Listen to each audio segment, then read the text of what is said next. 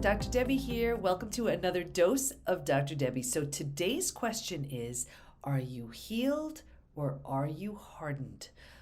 This is a little bit of a preview of my upcoming book, From Hardened to Healed, The Effortless Path to Release Resistance, Get Unstuck, and Create a Life You Love. So let's start with a few definitions. According to the dictionary, hardened is to confirm in disposition, feelings, or actions. To be hardened is to make callous and to toughen. So for our purposes, it doesn't necessarily mean that you're angry or bitter. It can mean that old baggage is just bogging you down. It can mean that limiting beliefs and behaviors have created beliefs that are keeping you stuck and preventing you from seeing things another way.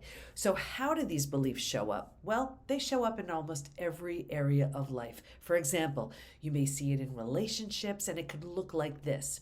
A previous belief that you're less than, unworthy, broken, or not enough in some way has you settling for behaviors you'd never tolerate if you felt better. A previous painful experience, like abuse, abandonment, or betrayal, has you believing that it's simply how relationships work, so you need to find a way to accept it. A previous experience with a toxic friend, boss, or coworker has you believing there's nothing that can be done about it, so it's best to accept the toxic behavior. Those beliefs keep you in a painful place, and the longer you stay in that spot, the worse it gets. Please know that I'm not saying to flee the minute relationships get uncomfortable.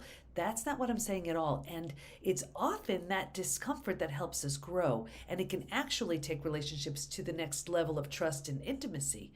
What I am saying is that the belief that there's nothing you can do about it or nothing better you can hope for, coupled with the resignation that prevents you from believing, saying, doing anything different, slowly hardens you.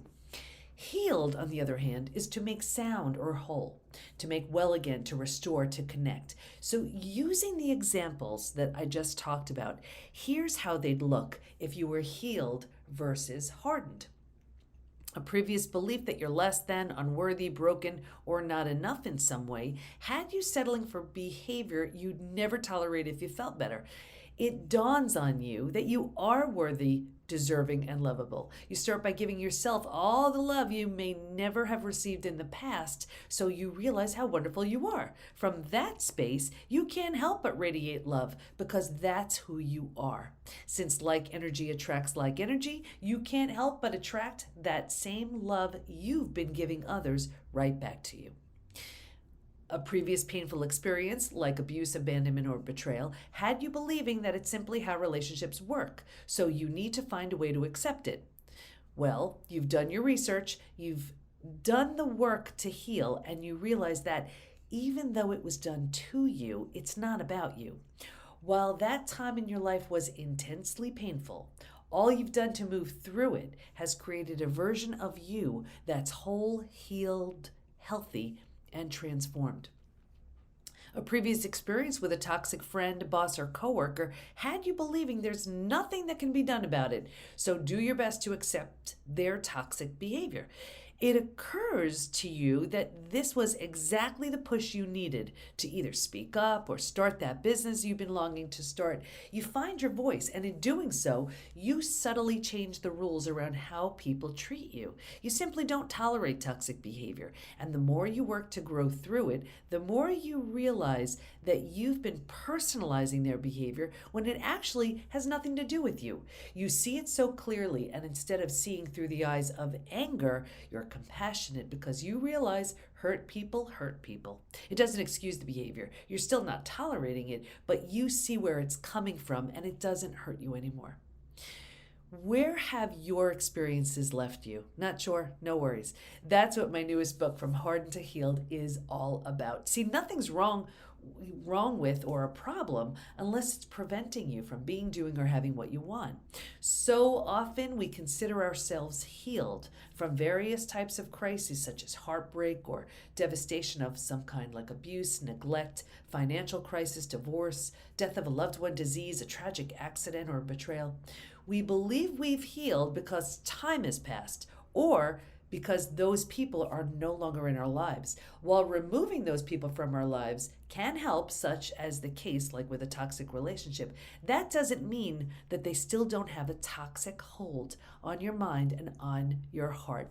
Now, join me because I'm going to be unpacking all of this during a book launch party for my new book, From Healed to Hardened, on October 5th from 12 to 2 p.m. Eastern Time. So you could see for yourself if you're healed or if your experiences have left you hardened. The good news is you can heal from all of it. So to join me at this book launch party, go to the PBT, as in post-betrayal transformation, the pbtinstitute.com/book party. You're going to want to RSVP.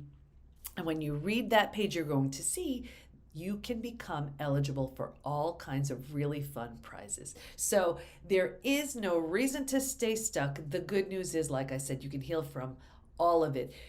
Your experiences have created the incentive, the motivation, and all you need to, whether it's gently, whether it's quickly, whatever it is, to move in the direction towards the health, the body, the lifestyle, the life you want. So I'm here to help you however I can, and join me for the book party to learn more. Again, thepbtinstitute.com/book party.